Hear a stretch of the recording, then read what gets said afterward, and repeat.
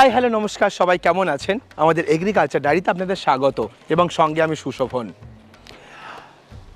সুরাটের এই কামধেনু ডেয়ারি ফার্মের ওনার কর্ণ দেশাই এই ফার্মটা পরিচালনা করেন। আমরা ওয়েস্ট বেঙ্গলে কী দেখি, ফার্মার নিজেই নিজের গরুর খাবার দেওয়া, তারপরে গরুকে দেখভাল করা, এই সমস্ত করেন। কিন্তু এখানকার ফার্মে আসেন মার্সিডিজ করে, ফার্মের ভেতরে পরিচর্যা ঘোড়া ঘোরেন থাড়ে করে। হ্যাঁ, এইরকমই এখানকার ফার্মের মেনটেনেন্স, এইরকমই এখানকার ফার্মের ম্যানেজমেন্ট। আপনারা দেখলে অবাক হয়ে যাবেন। চলুন আমার সঙ্গে ফার্মে আপনাদের এন্ট্রি করাই এবং পরপর প্রত্যেকটা পার্ট আপনাদেরকে ঘুরে ঘুরে দেখাই। এখান থেকে শুরু হচ্ছে ফার্মের এন্ট্রান্স, এখান থেকে শুরু। আপনারা যেখানে লম্বা শেডটা দেখতে পাচ্ছেন, এটা হচ্ছে ডেয়ারির একটা সেট আপ। এখানে বেসিক্যালি মহিষ থাকে। আর পেছন দিকে আছে যেটা গরুর সেট আপ। আপনাদের পুরোটাই দেখাবো আজকের ভিডিওতে। চলুন আমার সঙ্গে ফার্মের ভেতরে আমরা যাই।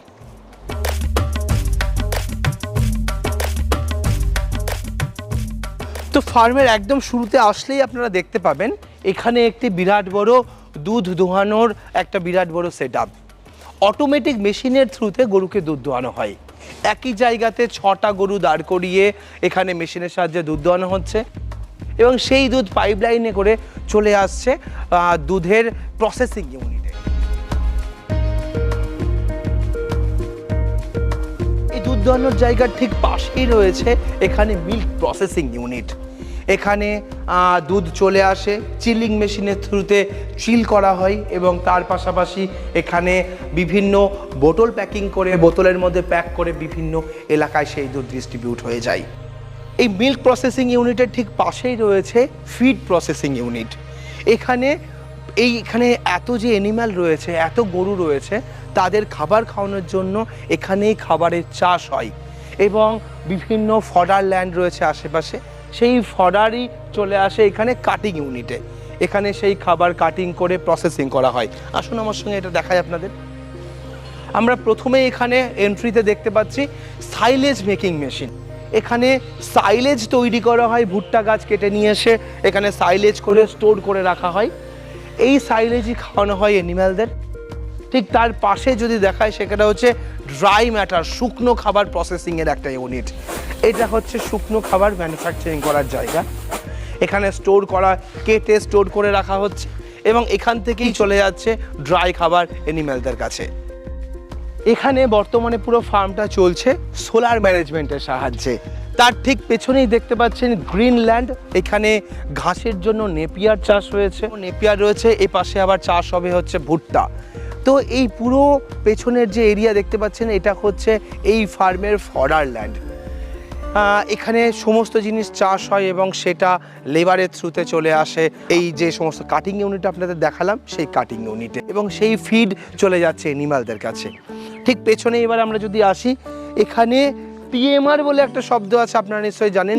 সেই টিএমআর ম্যানেজ করেই কিন্তু এখানকার অ্যানিমালদের ফিড খাওয়ানো হয়। সামনেই দেখতে পাচ্ছেন একটি মেশিন, আপনাদের দেখাবো আসুন। এখানে যে পেছনে মেশিনটা দেখতে পাচ্ছেন, এটা হচ্ছে ফিড মিক্সিং মেশিন। এর মধ্যে কাঁচা ঘাস, শুকনো খাবার, দানা খাবার সব একসঙ্গে, সাইলেজ একসঙ্গে সব মিশিয়ে দেওয়া হয়। মিক্সিং করে প্রত্যেকটা অ্যানিম্যালকে খাবার দিয়ে দেওয়া হয়, যাতে একসঙ্গে টোটাল রেশিও একটা খাবার তাদের বডি নিউট্রিশন অনুযায়ী, তার ফিড রেশিও অনুযায়ী সঠিক একটা খাবার তারা পায়। পেছনেই দেখতে পাবেন এখানে বিরাট বড় ফার্মের শেড, যেখানে রয়েছে প্রচুর এখানকার গরু। চলুন আপনাদের গরুগুলো দেখাই, তাহলে বুঝতে পারবেন তারা কিভাবে ম্যানেজ করছে পুরো ফার্ম। প্রায় 90 বিঘা জমির ওপরে এই বিরাট বড় ফার্মে গরুগুলো দেখতে পাচ্ছেন সব ছাড়া রয়েছে। এই গরু রাখার জায়গাটা সেটা প্রায় 4 একর জমি, মানে প্রায় 12 বিঘা জমির ওপরে বানানো হয়েছে এই বিরাট বড় ডেয়ারি সেট আপ। যেখানে এক সাইডে দেখতে পাবেন রয়েছে ঘোড়া। শৌখিন ফার্মার হিসাবে যদি বলি, তবে হয়তো তার এটা প্রমাণ পাওয়া যায়। তিনি এখানে ঘোড়ারও ব্রিড করান, ঘোড়াও রেখেছেন। তার পাশাপাশি রয়েছে গরু। এখানে গরু যদি বলি, তিন রকমের গরু আমরা এখানে দেখতে পাচ্ছি। এক হচ্ছে এইচএফ রয়েছে, একটা গির রয়েছে, আর একটা রয়েছে এখানে মহিষ। এই 3 ধরনের অ্যানিম্যাল নিয়ে এখানে ফার্মিং হয়। এখানে দুধের ক্যাপাসিটি শুনলে আপনারা অবাক হয়ে যাবেন। হাইয়েস্ট মিল্কিং ক্যাপাসিটির এনিম্যাল রয়েছে প্রায় 47 লিটার এবং লোয়েস্ট মিল্কিং ক্যাপাসিটির এখানে এইচএফ রয়েছে 28 লিটার। তার নিচে এখানে কিন্তু দুধ দেওয়ার গরু নেই। তো এখানে যে মহিষ দেখতে পাচ্ছেন, এখানে টোটাল প্রায় 47টার উপরে মহিষ রয়েছে এই ফার্মে। যে মহিষের দুধ দেওয়ার ক্যাপাসিটি একটা মহিষের 18 লিটার থেকে 24 লিটার পর্যন্ত দুধের ক্যাপাসিটির মহিষ এখানে ওনারা রেখেছেন। খাবারের জন্য এখানে অটোমেটিক পাত্রে খাবার চলে আসে, খাবার পাত্রে দিয়ে দেওয়া হয়। এটা যেমন একটা ট্র্যাডিশনাল সিস্টেম।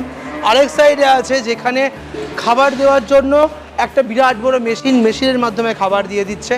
গরুগুলো খোলা জায়গায় ঘুরে বেড়াচ্ছে এবং তারা এসে আবার খাবার খাচ্ছে। এইভাবে কিন্তু মডার্ন সিস্টেমে এখানে ফার্মিংটা হয়। এবার আপনাদের যেটা দেখাবো সেটা হচ্ছে, দেখুন উপরে ফ্যান লাগানো রয়েছে, এইখানে বড় বড় এক্সস্ট লাগানো রয়েছে একই লাইন দিয়ে পরপর। এর কারণ হচ্ছে এখানকার যে গরম টেম্পারেচার সেটাকে বাইরে বড় ফ্যানগুলো টেনে বের করে দিচ্ছে এবং ভেতরকার ঠান্ডা হাওয়া এখানে স্প্রেড হচ্ছে, তাতে ফার্মের টেম্পারেচার কিন্তু খুব নর্মাল থাকছে, খুব ক্যালকুলেটেড টেম্পারেচারে এই ফার্ম মেনটেন হচ্ছে। এবার আপনাদের যেটা দেখাবো সেটা হচ্ছে এখানকার উৎপাদিত যে গোবর সেটা কিভাবে তারা ইউটিলাইজ করে। চলুন আমার সাথে। প্রতিদিন এই 100 গরু মহিষ থেকে যে গোবর আসছে সেই গোবর তারা নিয়ে চলে আসে পাইপলাইনের মাধ্যমে এই ইউনিটে। এখানে দেখতে পাচ্ছেন পরপর সব প্যাকেটের মধ্যে গোবর রাখা হয়েছে। এই গোবর প্যাকেটে পরে আসে, আগে আসে ওখানকার মেশিনে। ঠিক মেশিন এখানে যেটা তৈরি করা হয়েছে, গোবরটা চলে আসছে গোবর গ্যাস প্ল্যান্টে। এখান থেকে গোবর গ্যাস উৎপাদন হচ্ছে এবং গোবর গ্যাস থেকে বা পড়ে থাকা যে স্লারি জল মেশানো যে গোবর সেটা চলে আসে এই মেশিনে। এখান থেকে জল আলাদাভাবে সাকশন হয়ে ওই ট্যাঙ্কে ভর্তি হয়ে যায়। আবার ওখান থেকে ওপরে যে মেশিন দেখতে পাচ্ছেন সেই মেশিন দিয়ে লিকুইড গোবর যেটা সেটাকে শুকনো করে ঝুরঝুরে করে একদিক থেকে ফেলে দিচ্ছে, আর একদিক থেকে লিকুইড যে তরল পদার্থ থাকে সেটা মেশিনে চলে যাচ্ছে। এখান থেকে নিয়ে চলে যাওয়া হচ্ছে এই জমি, এই ফার্মে যে সমস্ত জমি আছে সেখানে ফার্টিলাইজার হিসাবে ব্যবহার হচ্ছে, লিকুইড ফার্টিলাইজার হিসেবে সেখানে চলে যাচ্ছে। আর শুকনো গোবরকে নিয়ে চলে আসা হচ্ছে এই প্যাকেটে এবং এখানে নিয়ে এসে কম্পোস্টিং করা, ভার্মি কম্পোস্ট করা বা কম্পোস্ট সার তৈরি করে সেটা আবার এখান থেকে বাইরে প্যাকেট করে সাপ্লাই হচ্ছে, বিক্রি হয়ে যাচ্ছে। এটা হচ্ছে পুরো এখানকার ফার্মিং ম্যানেজমেন্ট। এবার চলে আসে যদি ইকোনমিক্যাল পার্টে, প্রফিট জেনারেট কিভাবে হয় এই ফার্মে, কত টাকা রোজগার হয় সেটাও শুনলে আপনারা অবাক হয়ে যাবে। এখানে লম্বা একটা দেখতে পাবেন এই ফার্মের পাশে একটা বিরাট বড় পুকুর। এটা প্রায় 4 একর মানে প্রায় 12 বিঘা জমির উপরে এখানে পুকুর বানানো হয়েছে। বানানোর উদ্দেশ্য হচ্ছে এই পুকুর থেকে পুকুরে যে জল থাকে সেই জল ফার্মের কাজে যেমন লাগে, তার পাশাপাশি এখানে মাছ চাষও হয়। একই সঙ্গে ডবল আর্নিং জেনারেট করছে এই ফার্ম। এই ফার্মে 30 একর জমি, প্রায় 90 বিঘা জমির উপরে যেই ফার্ম, এই ফার্ম তৈরি করতে ওভারঅল সমস্ত কিছু দিয়ে প্রায় 4.5 কোটি টাকা খরচ হয়েছে এই ফার্মে। যে উদ্যোক্তা মাত্র 20 বছর বয়সে তিনি ফার্ম শুরু করেছিলেন, তার বয়স আজ 33 বছর। তিনি এই ফার্মটা বহু দিন ধরে রান করছেন, একটা কমার্শিয়াল প্রফিটেবল ফার্ম বানিয়েছেন। এখানে প্রতিদিন বর্তমানে প্রায় 500 লিটার দুধ উৎপাদন হয়। নিজস্ব ফিড ফ্যাক্টরি যেখানে খাবার তৈরি হচ্ছে, নিজস্ব ফডার সেটআপ, সেটা হচ্ছে মিল্ক প্রসেসিং ইউনিট, দুধ দোয়ানোর মেশিনের পুরো কমার্শিয়াল সেটআপ করে তিনি বানিয়েছেন। এখানে আর্নিং যদি বলেন, প্রতিদিন এই ফার্মে দুধ বিক্রি করে পয়সা আসে প্রায় 60,000 টাকার কাছাকাছি এবং প্রতিদিন এই ফার্মের খরচ প্রায় 35,000 টাকার মতো। প্রতিদিন এই ফার্মে প্রায় 25,000-এর কাছাকাছি তিনি এখান থেকে রোজগার বের করতে পারেন। ওভারঅল সমস্ত কিছু দিয়ে, এখানে ফিশ ফার্মিং দিয়ে, সঙ্গে গোট ফার্মিং দিয়ে, তার সঙ্গে দুধ বিক্রি করে, গোবর বিক্রি করে, তারপরে খাবার বিক্রি করে, টোটাল সারা বছরের যদি টাকার ক্যালকুলেশন করা যায় প্রায় 5 কোটি টাকার উপরে আর্নিং করছেন